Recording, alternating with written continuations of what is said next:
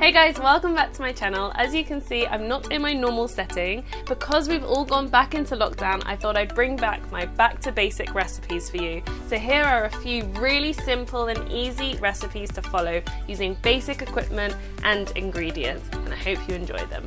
So the reason why I love making muffins so much, not only are they really easy to make, but they don't need so much fancy decoration or toppings to taste good. They taste delicious just as they are. So before I start making the mix, I want to make sure that my oven is preheating at 200 degrees Celsius. We are going to turn it down to 180 when it comes to baking, but you want it really hot in there because that's going to help the initial rise of the muffins. To start, I've got some plain flour in a bowl and I'm going to go in with some baking powder. It's actually better doing it this way rather than using self-raising flour because you do want an extra rise with muffins. And I'm also going to go in with my sugar and give that a mix around using my whisk and set it to the side because now I'm going to focus on the wet ingredients. So for this recipe, you're meant to use buttermilk. Some people can't get their hands on buttermilk, me included, so I'm going to substitute it with some plain milk and lemon. I'm going to put the milk into a bowl and squeeze half a lemon on it. So what happens is that the acid from the lemon reacts with the milk and almost thickens it and splits it a little bit. And it resembles buttermilk just the same, so you can use this instead of.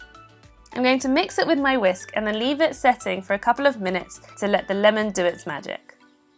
When I stir it up again, I can see that the milk is starting to separate. So now I can go in with my oil. So as usual, when you're baking, it's best to use a flavourless oil. So vegetable or canola, just not olive oil, otherwise it will be too overpowering in flavour.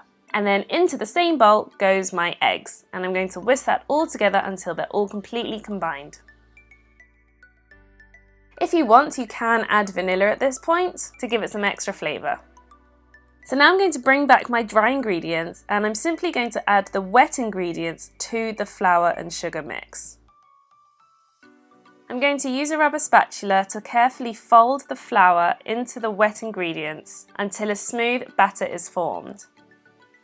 So as you can see, the batter is quite wet, but that's the secret in getting a very moist muffin. Now this is a great base for any muffin. You can add chocolate chips, you can add some nuts, but I'm going to add some frozen fruit. I prefer using frozen fruit because I think it mixes into batters a lot better rather than using fresh berries, for example. And I'm going to mix that through until I can start seeing the berries leave little traces in the batter. But you can see that the berries are holding their shape rather than being squashed within the batter. And that's the muffin batter done.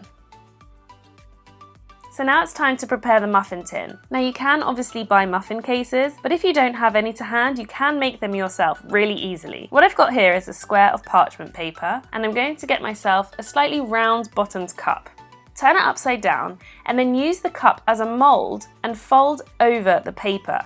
Give it a tight squeeze to make sure it maintains its shape, and then when I lift it off, a perfect little muffin case is formed. And I'm going to repeat that until the whole tray is filled with these muffin cases. I also love the effect of the paper coming out the tray. It gives it a really rustic look, and once again, so easy to make. And that's the tray done. So now it's time to fill the muffin cases. I'm going to go old school and just spoon the batter in, but if you do have an ice cream scoop, this will also help. I am making sure that each muffin gets a good amount of fruit inside because I want all the muffins containing the same amount. You want to fill the cases fairly full because you want the muffins to rise as much as possible to get that lovely domed effect. So I'm going to go in with a heaped tablespoon at first and then top it off with about half a tablespoon to disperse the remaining batter evenly. And now they're ready for the oven. So as I said at the beginning, my oven's at 200 degrees Celsius. So now's the time to put the muffins in the oven, but turn the temperature down to 180 degrees Celsius and let them bake for about 15 minutes until they're cooked through and nice and golden brown on the top.